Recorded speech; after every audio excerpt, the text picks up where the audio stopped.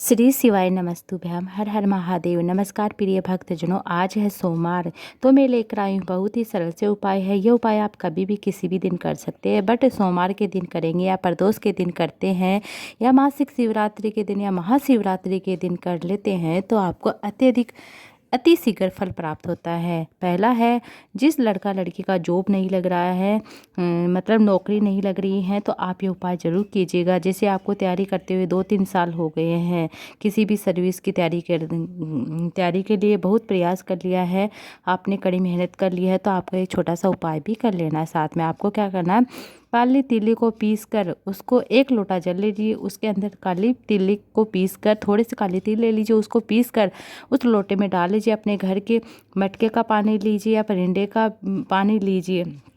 आपको क्या करना है, बेल पत्तर, वट वृक्ष या पीपल के पेड़ के नीचे, इन तीनों में से किसी भी पेड़ के नीचे आपको रात्रि तक उसे रखे रहने देना है। और आपको क्या करना है, दूसरे दिन अपनी कामना करके जिस एग्ज़ाम के लिए आप प्रयास कर रहे हैं, दे रहे हैं, उस एग्ज़ाम का मन में मतलब बोलते हुए आपको तीनों वृक्षों के नीचे जो मैंने बताया, जैसे कि बेलपत्र, वट वृक्ष और पीपल, इन तीनों वृक्षों में से किसी भी वृक्ष के नीचे डाल दीजिए, जो भी आपके पास आसानी से जो भी वृक्ष अवेलेबल हो जाए। बाबा चाहेगा तो उस लड़का लड़की का जॉब लग ही जाता है। 2-3 महीने में आपको यह करना है, कहीं ना कहीं 2-3 महीने में यह आपकी जॉब कहीं ना कहीं लगी जाएगी। बहुत ही आसान सा उपाय है, आपको कड़ी मेहनत तो करनी है, बट आपको ये छोटा सा उपाय भी कर लेना है। बढ़ते अगले उपाय की ओर। जो व्यक्ति बहुत ज़्यादा बीमार होता है, बहुत ज़्यादा मतलब बीमारी से ग्रसित रहता है, तो आपको एक साधारण सा प्रयास करना है। आपको क्या करना है, अपने मोहल्ले में, कॉलोनी में, घर में कर सकते हैं। जिस व्यक्ति को बहुत ज़्यादा बुखार, मोहल्ले वाले भी कर सकते हैं, कॉलोनी वाले भी कर सकते हैं, घर का कोई सदस्य भी कर सकता है।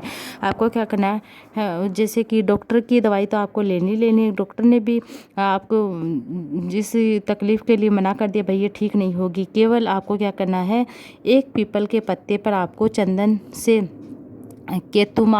केतुमा लिखकर उसे पानी की बाल्टी में डाल दीजिए। उस पानी में उस व्यक्ति को स्नान करा दीजिए। 15-20 मिनट के बाद उसका बुखार उतरेगा, उसे आराम लगना महसूस होगा। केतुमा के नाम से इतनी प्रबलता है। अब बढ़ते अगले विशेष उपाय की ओर।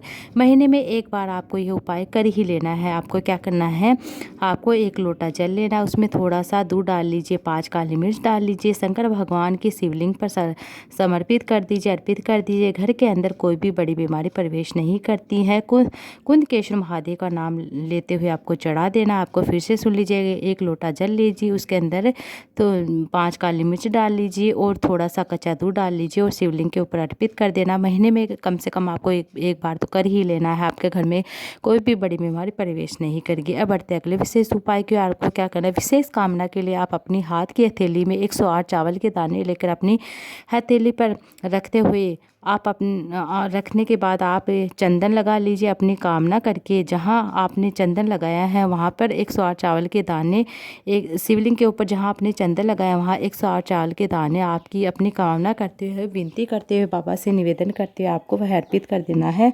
जो कार्य आपका अटका हुआ है वह आप पूरे विश्वास के साथ करेंगे तो जो कार्य आपका अटका हुआ है, जो आप जिस कामना के लिए कर रहे हैं, वह कामना अति शीघ्र आपकी पूर्ण होगी।